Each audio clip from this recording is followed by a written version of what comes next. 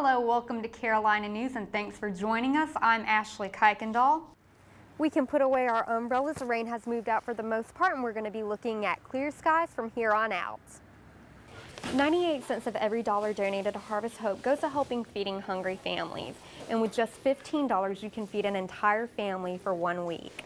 Well, today certainly is a beautiful day, but there is rain in our future forecast. Find out when after the break. The Occupy Columbia movement is in its 10th day, but one common thing or lack thereof is a well-defined goal or demand. Alex Heaton was at the State House today to find out exactly what occupiers want. Everybody get out here and enjoy this beautiful weather while you can, because it's not going to last. I'll have more details coming up in your 5-day forecast after the break. October is Domestic Violence Awareness Month, and because of that, everybody here today is wearing purple ribbons to represent all those lost because of domestic violence. As a low-pressure system kicks to our north and west today, expect a 30% chance of rain with much cooler temperatures and highs in the middle 50s.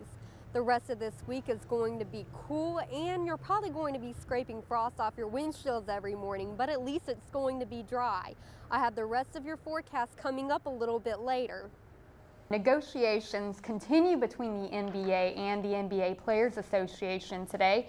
Yesterday they met for 12 hours straight, 8 hours past their 5 o'clock deadline. NBA insider Rick Butcher says he doesn't believe they are any closer to making an agreement. The response that we're getting from the players. A Columbia man, Carlos Garrick, pleaded guilty of stabbing 2 USC students at a fraternity party after last year's Georgia game. The 37-year-old was sentenced to 3 years in prison during a court hearing today. If we look at tomorrow morning, we've got this high-pressure system right here that's going to just push all that moisture out, but we're not out of the woods yet. Over here, this is going to make its way in next week, so we're probably going to have a wet Thanksgiving Day, so if you're planning on eating outside, you might want to move it inside the house. For our afternoon drive home. That was our last Easter together. Beth Hetzel treasures this photo album.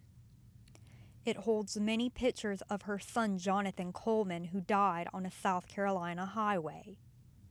She remembers that day like it was yesterday when she missed a call from an unfamiliar number. It was the Jasper County coroner, and he told me that my son had been in an accident and did not make it. I didn't want to believe it.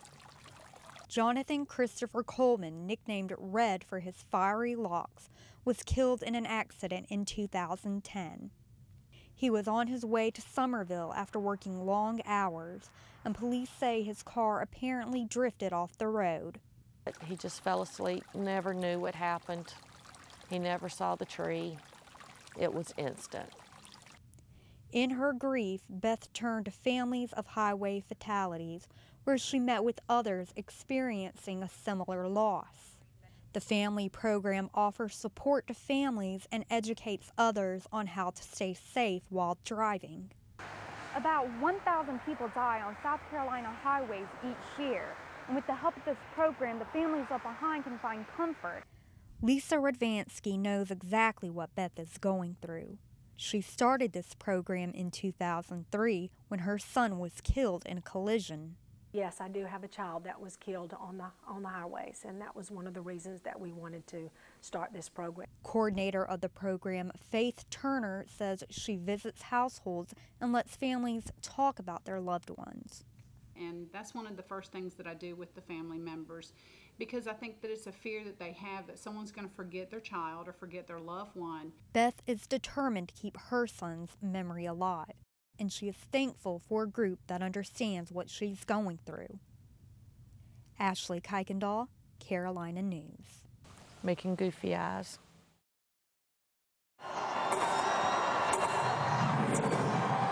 When you think New Year's Eve, you might imagine something like this. But downtown Columbia? Really? It's true. This year the city will ring in 2012 right on Main Street. A crowd gathered in front of the Art Museum to hear about the famously hot New Year event. They even got to celebrate a little early with a table decked out in confetti and wine glasses. Attorney Charles Appleby says this event is something that you don't want to miss. This is going to be the biggest event that's ever happened in the Midlands region. It's going to occur right here on South Carolina's Main Street. The whole point of the celebration is to get more students to stay in town for the New Year's Eve. But a lot of students, even though they're staying in town, have plans of their own. I will probably just do something with my friends. Probably all of us go over to one of their houses. Might go to 5 Points, might go to house party. So I'm going with the rest of my campus ministry, the Impact Movement, to Nationals. It's going to be in New Orleans and it's going to be awesome. Those in charge of the event still believe there will be a big turnout. And at the end of the day, they poured wine and shared a toast with the community, inviting all to attend the celebration. Ashley Kuykendall, Carolina News.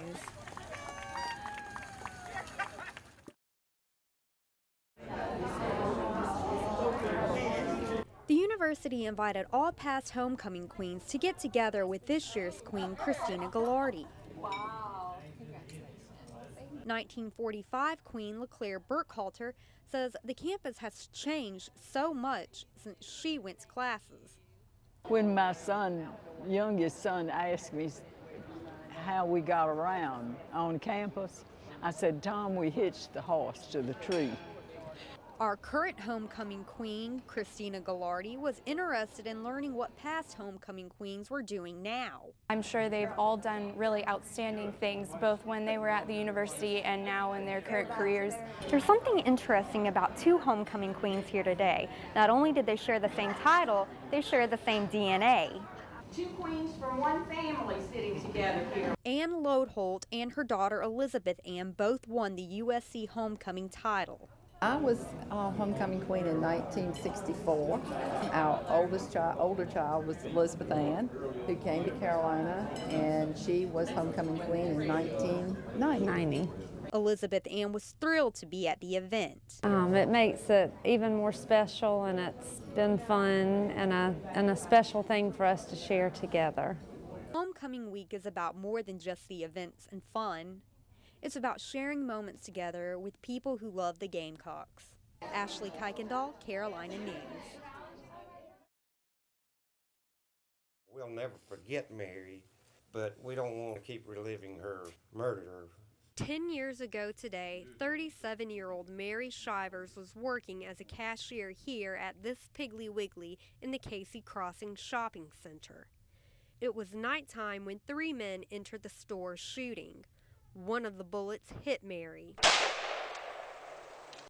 Investigators have created this animated video to illustrate what happened. Round strikes Mr. Shivers in her left side.